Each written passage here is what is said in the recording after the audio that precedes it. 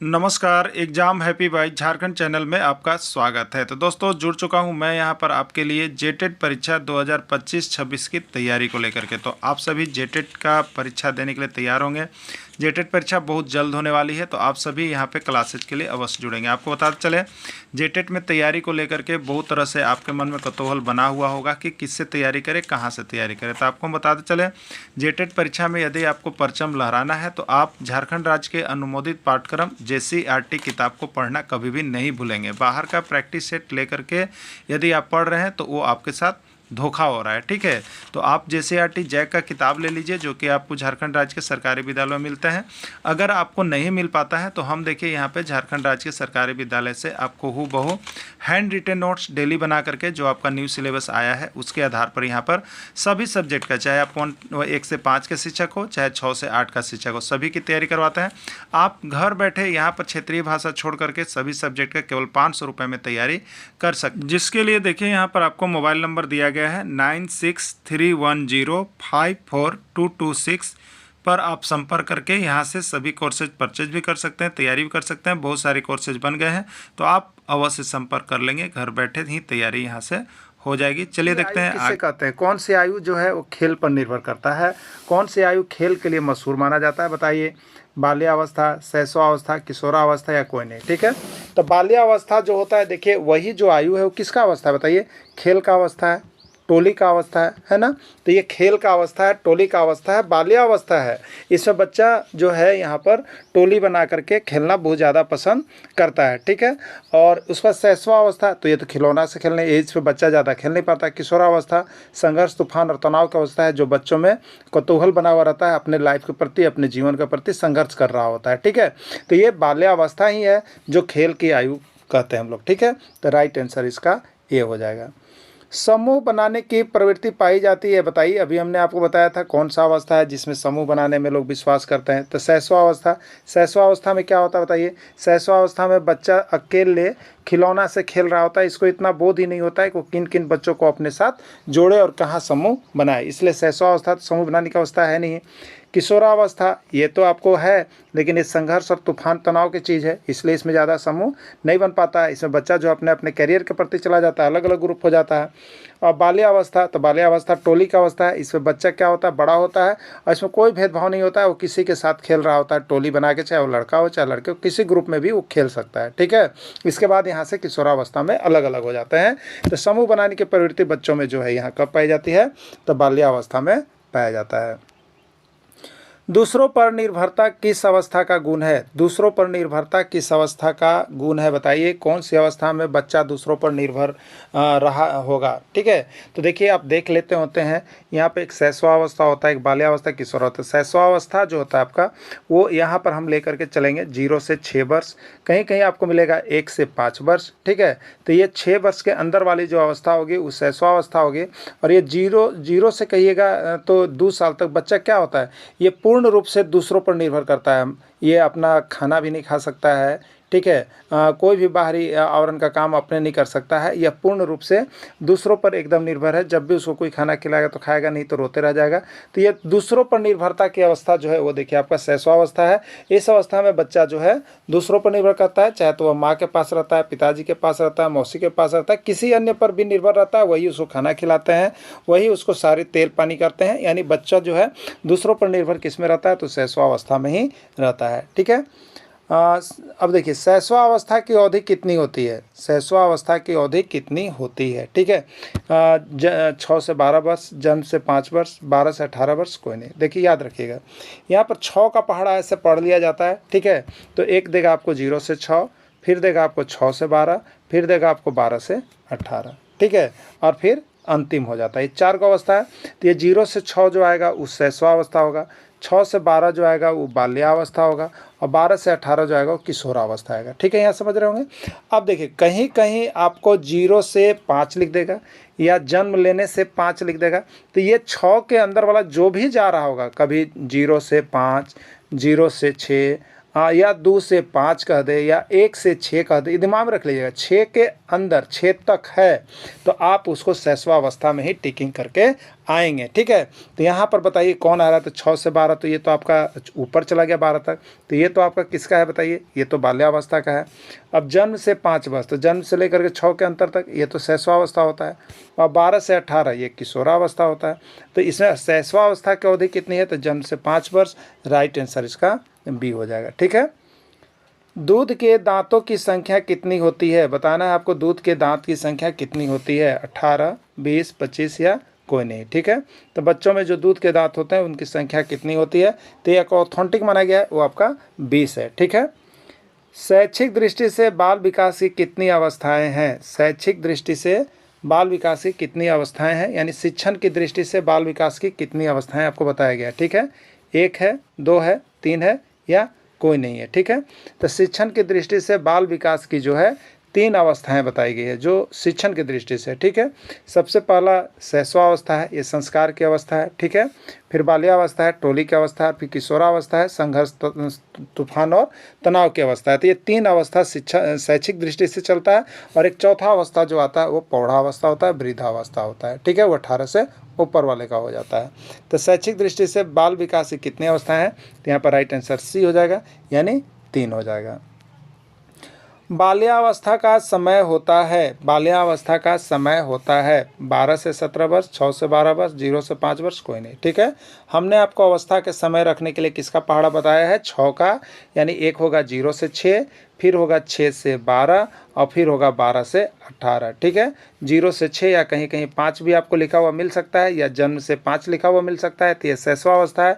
फिर 6 से 12 तो ये बाल्यावस्था है, और 12 से 18 तो किशोरावस्था है, और 18 से ऊपर जो है वृद्धावस्था है। ठीक है, तो बाल्यावस्था का समय कितना होता है, तभी आपने देखा यहाँ पे 6 से 12 वर्ष तक की अवस्था बाल्यावस्था है, 0 से 5 वर्ष तक की अवस्था जो है शैशवावस्था है, और 12 से 17 कह दे या 12 से ऊपर 18 तक कह दे तो ये आपका किशोरावस्था है। क्लियर हो गया होगा सबको। देखिए अवस्था का समय याद कर लीजिएगा, यहाँ से एक प्रश्न रहेगा, और ये सारे प्रश्न कहीं न कहीं पूछे गए हैं, इसीलिए हम आपको मॉडल प्रैक्टिस सेट में यहाँ पर करवा दे रहे हैं। ठीक है, तो डेली आप जुड़ करके यहाँ से तैयारी कर सकते हैं, सारे नोट्स भी बन गए हैं, आप यहाँ से लेकर के पढ़ सकते हैं। सभी हैंड रिटेन नोट्स हैं और सभी इंपॉर्टेंट नोट्स हैं, इसलिए यहीं से आप पढ़ करके जाइएगा, यहाँ से बहुत अच्छे मार्क्स आपके आ जाएंगे। ठीक है, अगला प्रश्न है, किस अवस्था को संस्कारों की अवस्था कहा गया है, आपको बताना है कि कौन सी अवस्था जो है उस संस्कार की अवस्था है, बाल्यावस्था, शैशवावस्था, किशोरावस्था या कोई नहीं। ठीक है, तो बाल्यावस्था बताइए किसकी, ये अनोखा है, ये जो है आपको टोली का अवस्था है। ठीक है, शैशवावस्था जो है, शैशवावस्था संस्कार की अवस्था है, इसमें बच्चा को संस्कार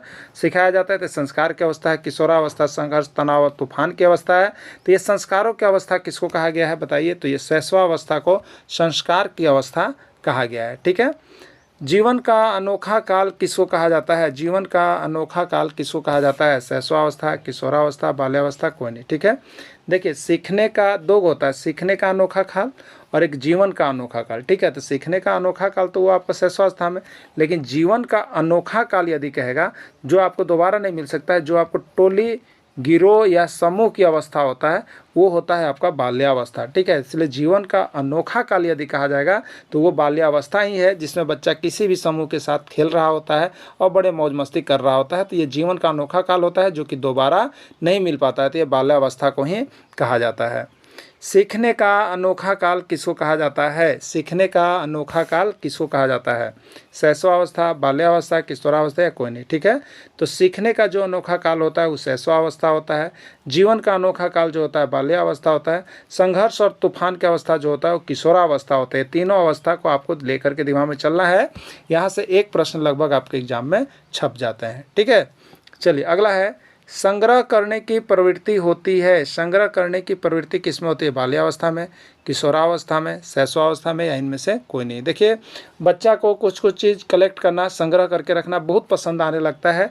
वह अवस्था जो होता है देखिए उस बच्चा का बाल्यावस्था होता है, जिसमें गिरोह बना करके जैसे जैसे लोगों का मत मिलता है वैसे वैसे वो चीज़ों को संग्रह करना जानता है। ठीक है, तो संग्रह करने की प्रवृत्ति उस समय बच्चों में सबसे अधिक हावी होता है, वो आपका है बाल्यावस्था में। ठीक है, चलिए अगला है, गिरोह या गैंग वाली अवस्था कहलाती है। बताइए गिरोह या गैंग कब बनता है, टोली कब बनता है? बताइए, अभी आपको बताया गया था बाल्यावस्था में बनता है, शैशवावस्था में बनता है, किशोरावस्था में, या कभी नहीं। ठीक है, तो ये जो आपको गिरोह वाली अवस्था है, टोली वाली अवस्था है, गैंग वाली अवस्था है, ये सभी जो चला जाता है वो आपका यहाँ पर बाल्यावस्था में चला जाता है।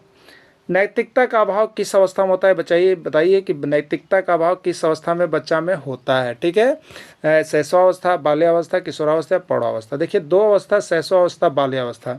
तो शैशवावस्था में तो बच्चा क्या होता है? बताइए, ये तो कुछ नहीं जान पाता है कि कौन लड़का है कौन लड़की है या दुनिया में कौन क्या है। ये दूसरों पर आश्रित होता है, ये दूसरों पर आश्रित है, इसलिए इसको कुछ भी चीज़ पता नहीं है। जैसा आप कीजिएगा वैसा वो करेगा, वो बातों को दोहराते रहता है, देखते रहता है। ठीक है, तो इसमें नैतिकता की बात कहीं से भी नहीं आती है कि बच्चा में कैरेक्टर खराब हो गया। तो नैतिकता का प्रश्न कहीं से उठता ही नहीं है। तो नैतिकता का अभाव किस अवस्था में होता है? तो नैतिकता का अभाव बच्चा में शैशवावस्था में होता है, जो कि नैतिकता उसमें पाया ही नहीं जाता है। ठीक है, किशोरावस्था बड़े संघर्ष, तनाव, तूफान तथा विरोध की अवस्था है, यह कथन किसने कहा है? बताइए, किशोरावस्था बड़े संघर्ष, तनाव, तूफान तथा विरोध की अवस्था है, यह कथन किसका है?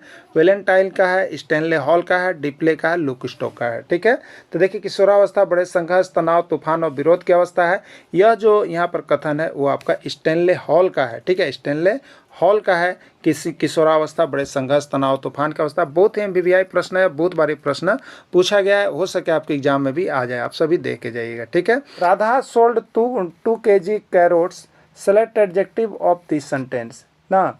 राधा सोल्ड 2 kg कैरोट्स, कितने केजी खरीद रही है? 2 kg खरीद रही है। तो इसमें 2 kg क्या होगा? तो 2 kg ये क्वांटिटी है, क्वांटिटी है। ठीक है, मात्रा बता रहा है 2 kg की, कितना मात्रा आप लिए हैं? 2 kg। तो ये क्वांटिटी एडजेक्टिव है, राधा नाउन है, सोल्ड वर्ब है और कैरोट्स यहाँ पे नाउन है। ठीक है, तो ये 2 kg जो है ये आपका चला जाएगा एडजेक्टिव में। राम सा को वाज पढ़ रहा है, यह किस विकार से ग्रसित है? राम सा को वाज पढ़ रहा है, यह किस विकार से ग्रसित है? डिसलेक्सिया है, डिसकैलकुलिया है, अफेजिया है, डिस्ग्राफिया है। ठीक है, पढ़ने वाला है, पढ़ने वाला में लक्ष्य साबुन का प्रयोग होता है, तो लक्ष्य से लेक्सिया बनता है, इसलिए डिसलेक्सिया में चला जाएगा। ठीक है, डिसलेक्सिया में चला जाएगा। 6 से 10 वर्ष की अवस्था में बालक किस में रुचि लेना प्रारंभ करता है? बताइए, 6 से 10 वर्ष का बालक किस अवस्था में होगा? सबसे पहले ये बताइए, 6 से 10 का वर्ष का बालक का कहलाएगा बाल्यावस्था। ठीक है, बाल्यावस्था कहलाएगा। ठीक है, क्योंकि यहाँ पे हम लोग लेते हैं 1 से 5 या 1 से 6 का पढ़ा, तो ये हो गया आपका शैशवावस्था। फिर 6 से ऊपर 12 तक जाइए तो ये बाल्यावस्था है। तो 6 से 10 यानी ये बाल्यावस्था के अंदर का समय बता रहा है। तो 6 से 10 वर्ष की अवस्था में बालक किस में रुचि लेना प्रारंभ करता है? धर्म में, मानव शरीर में, यौन संबंध में या विद्यालय में। ठीक है, तो 6 से 10 वर्ष की अवस्था में जो बालक है वो किस में रुचि लेना प्रारंभ करता है? तो वो सबसे ज़्यादा रुचि लेता है अपने विद्यालय में। कहाँ पर रुचि लेता है? विद्यालय में। तो 6 से 10 वर्ष की अवस्था में बालक विद्यालय में रुचि लेना प्रारंभ करता है। ठीक है, निम्न में से कौन बुद्धिमान बच्चे का लक्षण नहीं है? निम्न में से कौन बुद्धिमान बच्चा का लक्षण नहीं है? आपको इसमें से पहचानना है कि बुद्धिमान बच्चा का लक्षण कौन नहीं है। याद रखिएगा, नहीं तो बुद्धिमान बच्चा वाला मत चुनने लगेगा। ठीक है, क्योंकि ये नहीं वाला दिमाग में बहुत कम बात आता है। तो नहीं है, देखिएगा, वह जो लंबे निबंधों को बहुत जल्दी रटने की क्षमता रखता है, यह बिल्कुल बुद्धिमान बच्चा का लक्षण है। बुद्धिमान बच्चा जो है रटता ही नहीं है। तो कौन बुद्धिमान बच्चे का लक्षण नहीं है? तो ये बुद्धिमान बच्चे का लक्षण नहीं है। ठीक है, चलिए दूसरा क्या देखते हैं, वो है कि नहीं। वह जो परवाहपूर्ण एवं उचित तरीके से संप्रेषण करने का क्षमता रखता हो, यह तो बुद्धिमान बच्चा है। अगर वो परवाहपूर्ण बोल रहा है, बिना देखे बोल रहा है और उचित तरीके से संप्रेषण कर रहा है, यह बुद्धिमान है। ठीक है, वह जो अमूर्त रूप से सोचता रहता है, ये तो बिल्कुल बुद्धिमान बच्चा है, क्योंकि वह सोचता है ज़्यादा। ठीक है, वह जो नए परिवेश में स्वयं को समायोजित कर लेता है, ये भी बुद्धिमान बच्चा का लक्षण है। तो देखिए यहाँ पे D, C और B बुद्धिमान बच्चा का लक्षण दिखाया है, लेकिन यहाँ कौन नहीं है पूछा है, तो राइट आंसर ए होगा कि यह बुद्धिमान बच्चा का लक्षण नहीं है। ठीक है, छात्रों के सही मूल्यांकन के लिए निम्नलिखित में से किस विधि का प्रयोग करना चाहिए? यदि छात्रों का आपको मूल्यांकन करना है तो किस विधि का प्रयोग किया जाना चाहिए, आपसे यहाँ पर पूछा जा रहा है। ठीक है, रचनात्मक मूल्यांकन का, सतत मूल्यांकन का, कोर्स के अंत पर मूल्यांकन का, प्रत्येक छमाही पर मूल्यांकन का। ठीक है, तो छात्रों के सही मूल्यांकन के लिए किस विधि का प्रयोग किया जाना चाहिए? तो सतत मूल्यांकन विधि का प्रयोग किया जाना चाहिए। कंटिन्यूअस जो है उसका जांच लेते रहना चाहिए। राइट आंसर बी होगा, सतत मूल्यांकन। ठीक है, एक शिक्षक को समाज में इज्जत कब मिलना चाहिए? एक शिक्षक को समाज में इज्जत कब मिलेगा, आपको देखिएगा, आप सभी शिक्षक बनने जा रहे हैं, कब मिलेगा इसको देख लीजिएगा, ठीक है। एक आदर्श जीवन जीता हो, निष्ठापूर्वक अपनी ड्यूटी करता हो, प्रभावकारी तरीके से पढ़ाने में सक्षम हो, ये सभी, ठीक है। अगर एक शिक्षक में ये सब गुण है, एक आदर्श जीवन जीता हो, तो उसको भी इज्जत मिलता है। निष्ठापूर्वक अपनी ड्यूटी करता है, उसको भी इज्जत मिलता है। प्रभावकारी तरीके से पढ़ाता है, उसको भी इज्जत मिलता है। यानी राइट आंसर डी होगा, एक ये सभी होगा ना, ये सभी हो जाएगा। कोई बच्चा प्रभावकारी तरीके से हुनर कैसे सीख सकता है? अगर आप कोई हुनर सीखना चाह रहे हैं, ठीक है, कोई हुनर सीखना चाह रहे हैं, कोई कला सीखना चाह रहे हैं, तो बहुत ही प्रभावकारी तरीके से अगर आप कभी भी ना भुलाएं और बार बार वो काम को कर सके, तो वह बच्चा कैसे सीखेगा तो वह प्रभावकारी बनेगा? अवलोकन करके, सुनकर, पढ़कर, खुद करके, ठीक है। तो देखिए यहाँ पे खुद करके एक ऐसा वर्ड्स है जिसमें बच्चा किसी चीज़ को प्रभावकारी तरीके से कर सकता है, न देख करके न करके। अगर हाथ से खुद कर करके वही सीखेगा तो वह बच्चा जो है प्रभावकारी तरीके से सीख सकता है। राइट आंसर डी होगा, खुद करके। क्लियर? बालक विकास का जीन पियाजे के सिद्धांत का आधार है। बालक विकास का जीन पियाजे के सिद्धांत का आधार है। बालक विकास का जीन पियाजे के सिद्धांत का आधार है। मनोविश्लेषण विकास, नैतिक विकास, मनोसामाजिक विकास, संज्ञानात्मक विकास, ठीक है। तो बालक विकास का जीन पियाजे सिद्धांत का आधार क्या है, ठीक है। तो जीन पियाजे ने किसका दिया था? तो जीन पियाजे साहब ने संज्ञानात्मक विकास का सिद्धांत दिया है। कौन दिया है? संज्ञानात्मक विकास का सिद्धांत जीन पियाजे के द्वारा दिया गया है।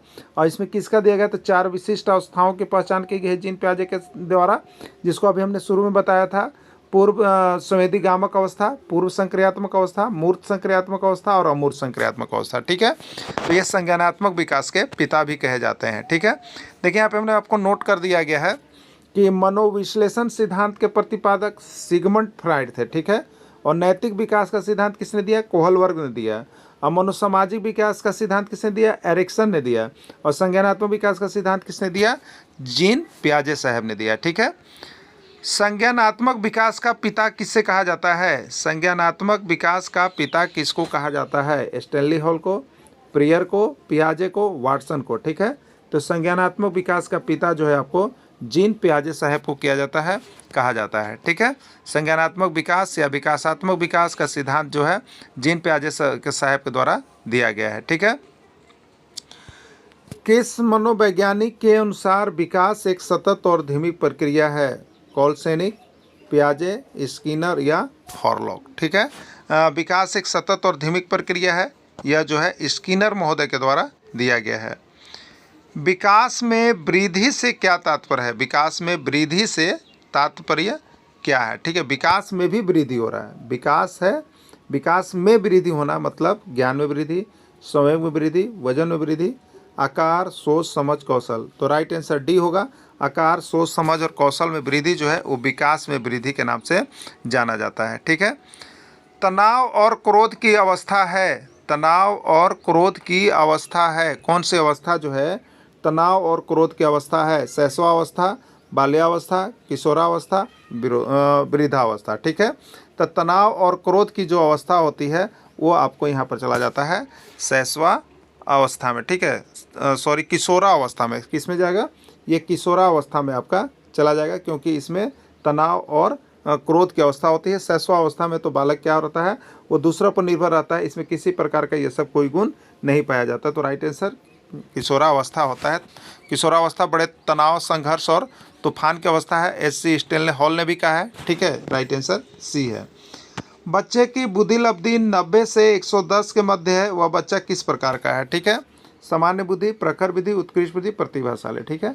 इसका देखिए आपको हमने यहाँ पे क्या किया, इसका चार्ट दे दिया है और जो आया है वो भी बता दिया है। उसको चार्ट को जरूर देख लीजिएगा और यहाँ से थ्योरी पेपर उसका लेकर के जरूर पढ़ लीजिएगा आप सभी को, ठीक है। लगभग सबको मिला हुआ है, जो हमारे साथ जुड़े हुए हैं, जो नहीं जुड़े हैं वो जुड़ जाएंगे, आपको सारा चीज़ मिल जाएगा। देखिए अगर आप कम पढ़ करके जो ऑथेंटिक चीज़ पढ़ने वाली चीज़ है उतना पढ़ के अगर आप अंक उठाना चाहते हैं तो देखिए आपको यहाँ पर प्रश्न बहुत कम है, लगभग 1500 से 2000 प्रश्न आपको मिलेगा, ठीक है। इतना के अंदर से ही आपको सारा प्रश्न छपने वाला है, ठीक है। और यहाँ से आपका 60+ स्कोर आपको करने वाले हैं। तो 60% से ज़्यादा स्कोर आपका हो जाएगा।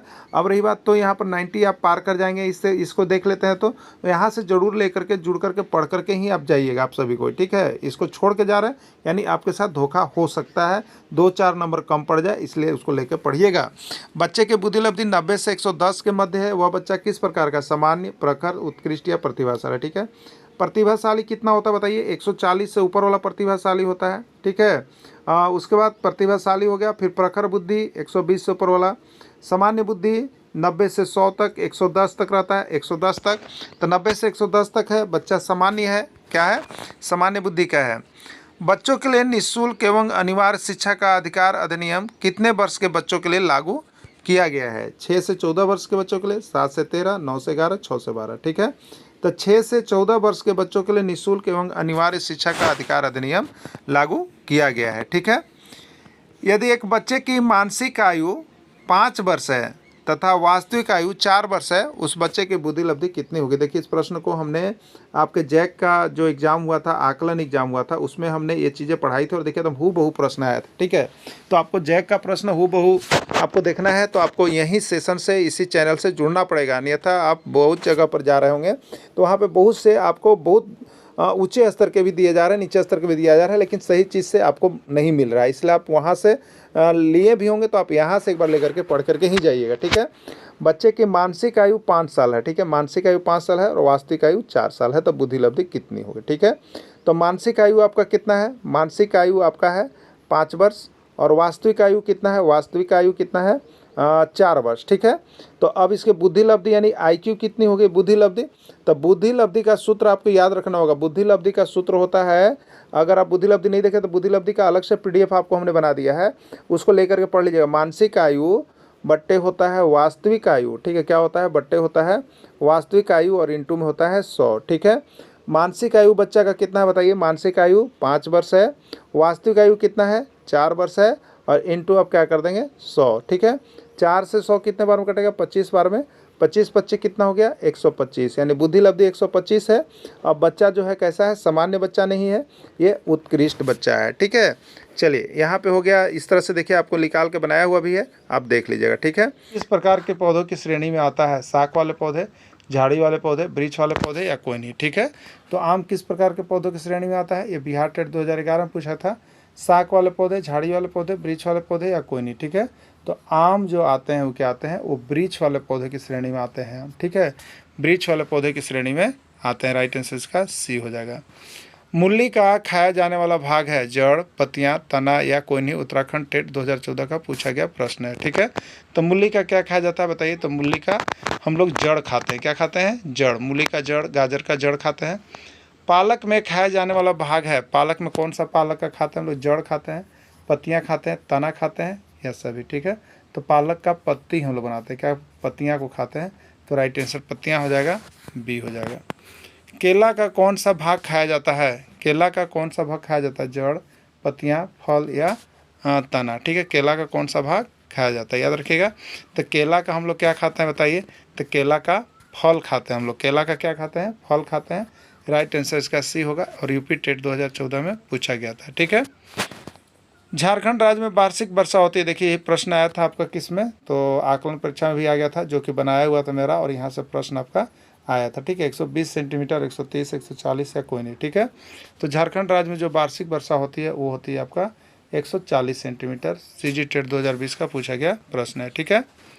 भौम जल के स्तर में कमी आने का मुख्य कारण क्या है बताइए। बहुत बार देखिए यूपी टेट 2018 में, झारखंड में भी आया था ये भौम जल का स्तर, ठीक है। इसका कमी आने का कारण क्या है, जनसंख्या में वृद्धि, बिल्कुल सही बात है। यदि जनसंख्या में जितनी वृद्धि होगी उतना ही जल का आवश्यकता होगा, उतना ही घर बढ़ेगा, उतना ही जो है कि आपको क्या होगा, बोरिंग होगा, उतने ही चापाकल होंगे, तो ये सब क्या होगा, तो भौम जल स्तर में कमी होगा, ठीक है।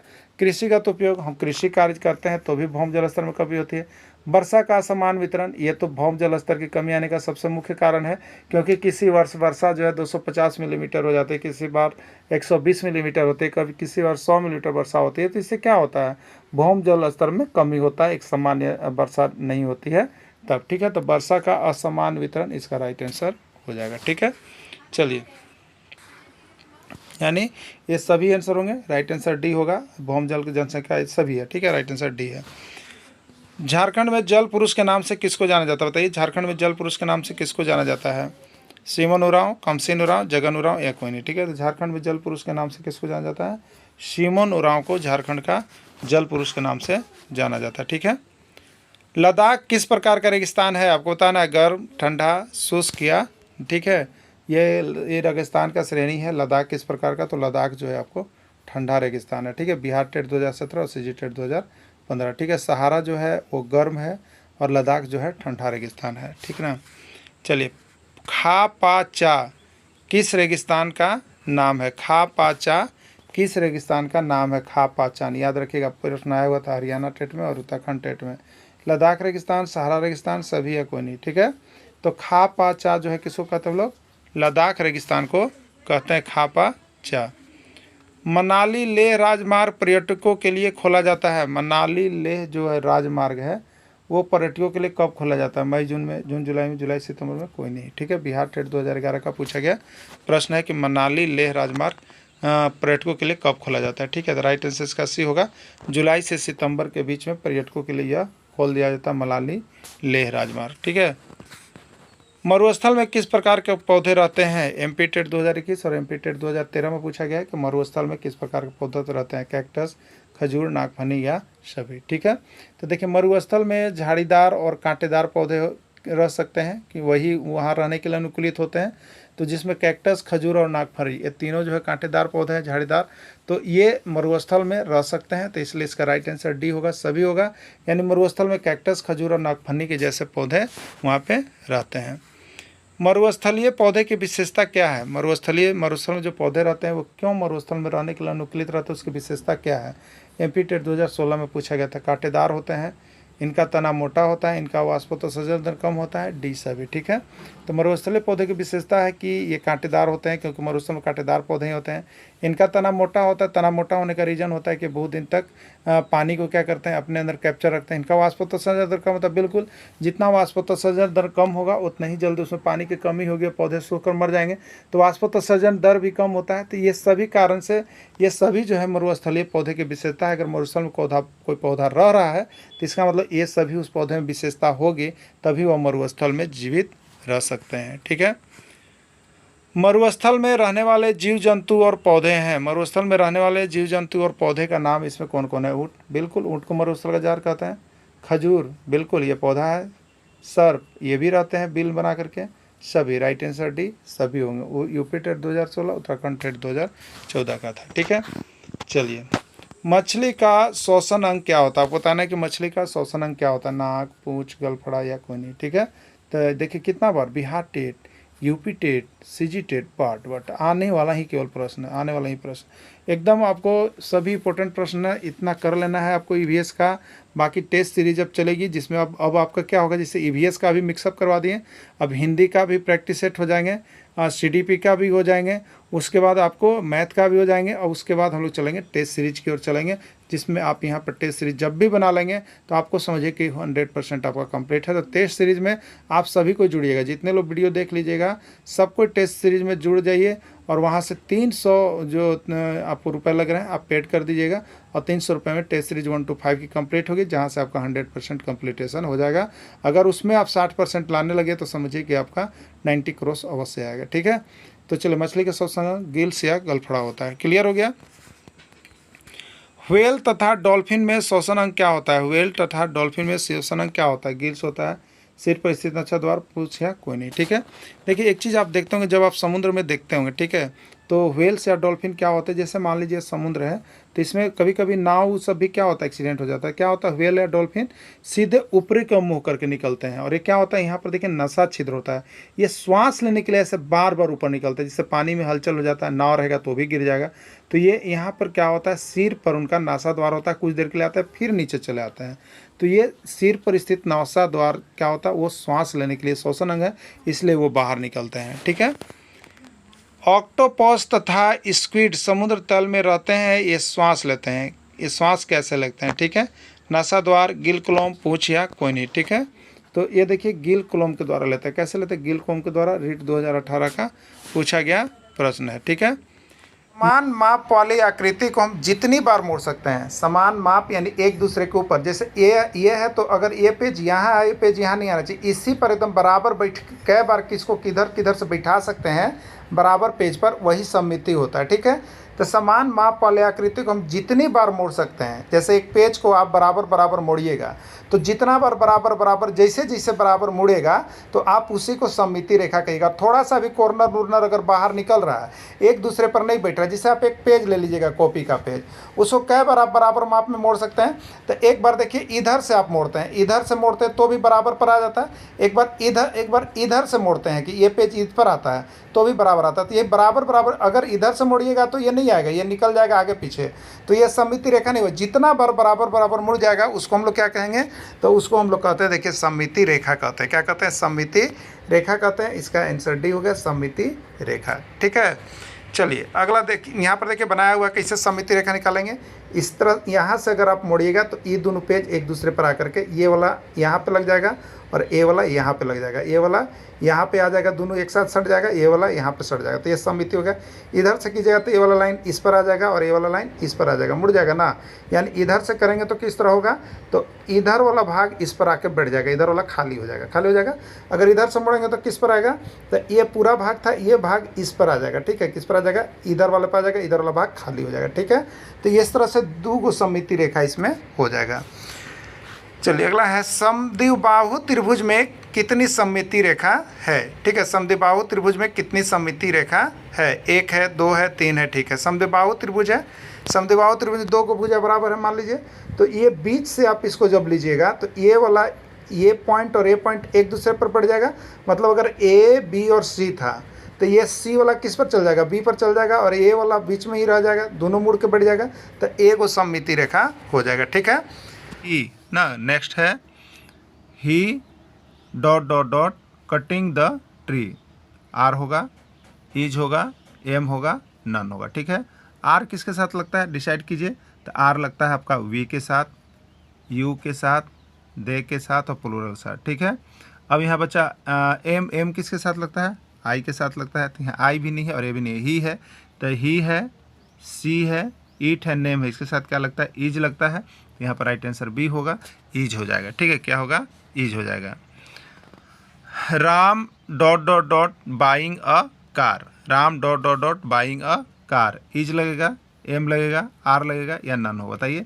ये नेम है, नेम के साथ क्या लगता है, ईज लगता है। ठीक है, Ram is buying a car. ठीक है, तो ये ईज लगेगा, राइट आंसर इसका ए हो जाएगा। क्लियर, चलिए देखिए यहाँ पे, she dot dot dot walking in the morning. ठीक है, she dot dot dot walking in the morning, is, am, are या नन। ठीक है, तो she walking in the morning, सुबह में टहल रहा है, तो एक क्या हो जाएगा, इज होगा, एम होगा, आर होगा या नन होगा। ठीक है, तो ये यहाँ पर इज हो जाएगा, क्या हो जाएगा, इज हो जाएगा, राइट आंसर इसका सी हो जाएगा। चलिए